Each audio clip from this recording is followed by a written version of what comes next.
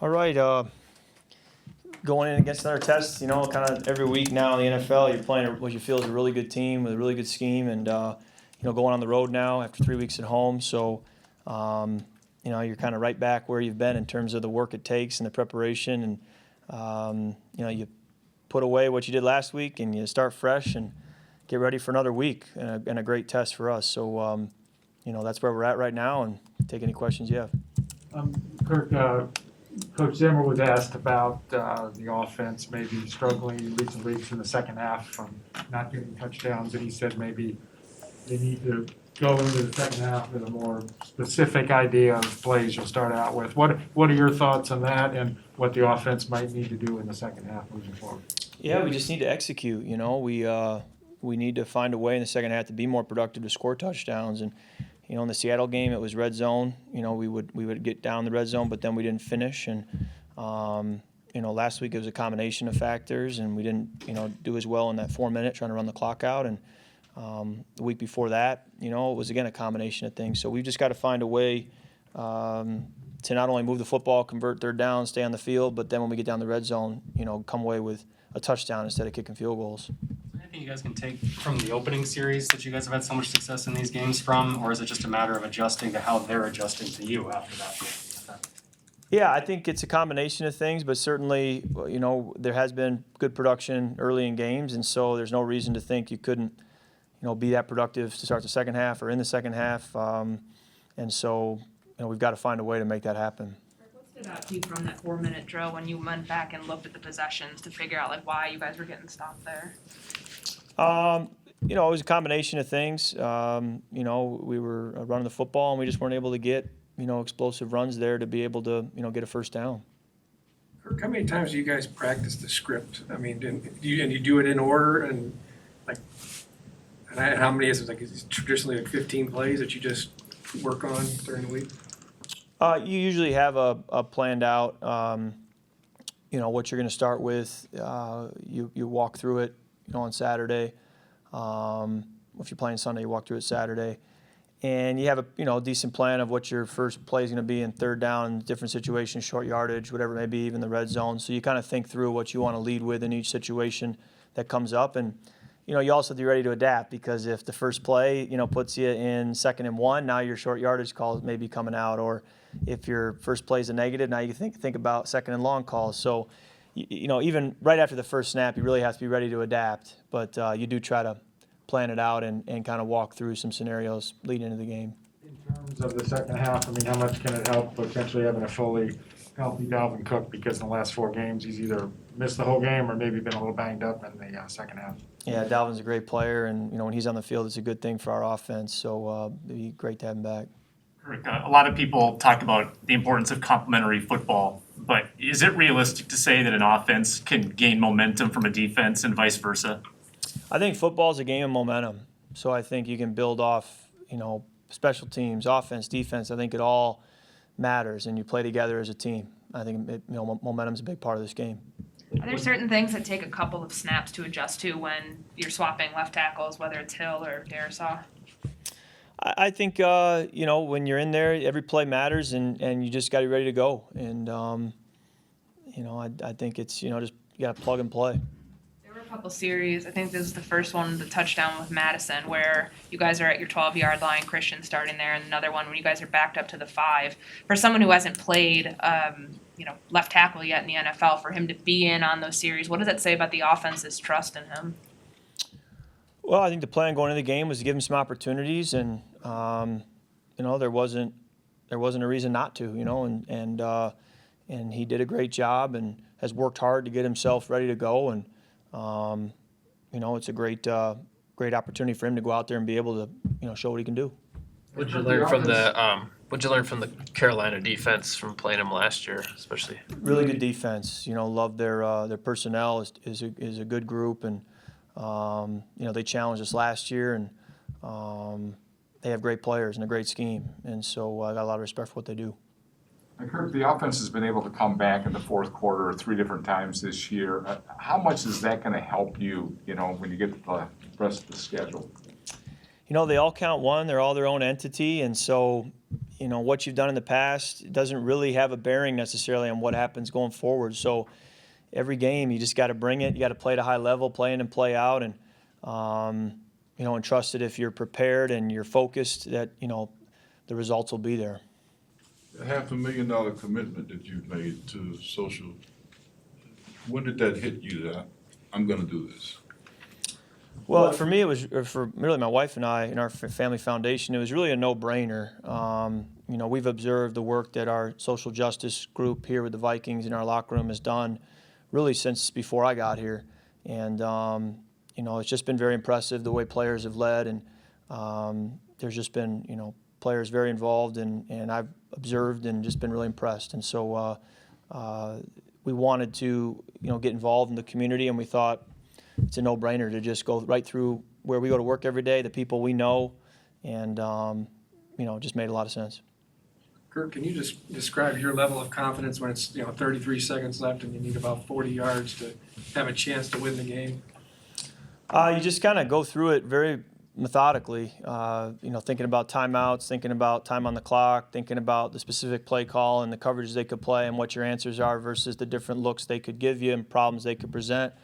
And then you just got to go play and trust your training and your instincts. And, the game's, again, played one play at a time. So the minute you hit a completion, now you got to think through, okay, now because of that, how does my plan change? And so you're just kind of always processing it, even the same as I would really on any other drive. It's really the same thing. It's just you have to think through the uniqueness of that specific situation. I'm not saying a drive like that is easy, but it seems to be commonplace in the NFL now is when a team scores, first thing everyone says is they scored too early, even when it's 37 seconds left. Why do you think that is? Why are offenses winning so much in that situation? I don't know. Looking at a larger sample size, maybe it'll go both ways. But there are a lot of variables that affect it, and timeouts and things like that. But it can go both ways. And I know it's not easy to score in the NFL, but you always just try to find ways to execute. And then let's not forget, Greg did a tremendous job making a big time kick. Obviously, it's good to have a lead in games if you're on the offense, any team. But how do you not play comfortable with a lead? How do you, I guess, kind of keep that mindset set where a fumble could change the course of the game, things like that? It's really the way you always play. I think intelligent aggressiveness is really the way you want to play the game from the first snap all the way to the last. Is you're making calculated decisions. If you wait for every opportunity where everything's perfect, you're going to be back there holding the ball a lot and not making plays. But if you or throwing it into every tight window, you're going to be hurting your team more than you're helping your team. So you have to just have that intelligent aggression and then just factor in situational football of how much time is left, where are we on the field, how many timeouts do they have, how many timeouts do we have, and just factor that all in. And it's the kind of things we talk through in OTAs and training camp all the way through the season, because the situation side of football is such a big part of how this game's played. Going back to the in-game adjustments that you were talking about, how different is that process for you this year with Andrew Janoko on the sideline with you, Clint up in the booth? How's that communication been going this year? I think it's been strong. I think we're on the same page. At halftime, I see them both face-to-face there in the locker room and can hop on the headset at any time to talk to Clint directly. And Andrew's done a great job communicating to me what's being said, not only from Clint, but from the whole offensive staff. So it's really constant communication with the defense on the field, hearing from Andrew as to, where we're headed next and why and what I need to be ready to take on when we get the ball back. Is your input the same as it kind of always has been in those situations during games? Yeah, I think it's pretty consistent the way I speak into things. If I'm not comfortable with something or have a thought, really my whole career I'm going to speak up. And if I don't have much to say, I'm my whole career not going to force something. I'm just going to say, hey, let's go play. So if I feel conviction about something, I'll share it. And if I don't have much to offer, I'll just be waiting for the ball back. You've been in more 3-wide, 4-wide sets this year than you have in the past. I guess how does that change, what you're looking for on film during the week or the way that you read the field? I think you just focus on how do they match with personnel, how do they want to play those groupings, and even not just with their personnel, but coverages and pressures. All the things you would normally do with any other personnel grouping. And, so much of it is, again, situationally based that, if you're in longer yardage, you tend to go to those personnels to get through the air. But if you or have a big lead, or you're in short yardage stuff, you're gonna maybe have a different plan. So it really changes, drive to drive, game to game. But you do try to study every situation of how will they choose to defend us or play against us in those scenarios and be ready to go.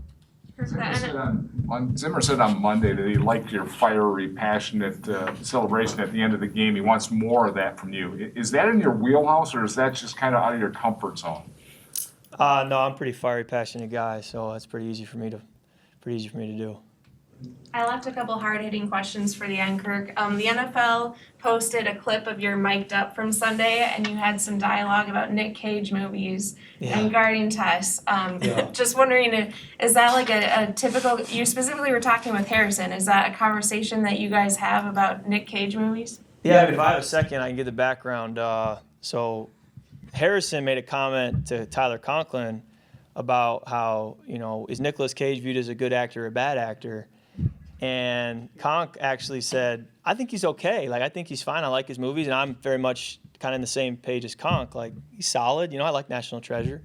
But so then Harry was like, oh, okay, good. And then he said, well, then you need to see these 3 Nicolas Cage movies. It was almost like Harry was a little self-conscious about, you can't just lead talking about Nick Cage movies unless, the person actually agrees that his movies are good. So Harry was in a safe place. And then he's like, all right, well, then you need to see these. And Conk hadn't seen any of them. And we were all kind of like, come on, Conk, you need to see a few of those. So then we started listing, what are all the mid-'90s, early 2000s movies that Conk hasn't seen that he needs to see, like some Harrison Ford stuff, Clear and Present Danger, Patriot Games, all that stuff. And he hadn't seen any of them. So we were like, you need to watch these. So we gave him 22 movies that he has to watch.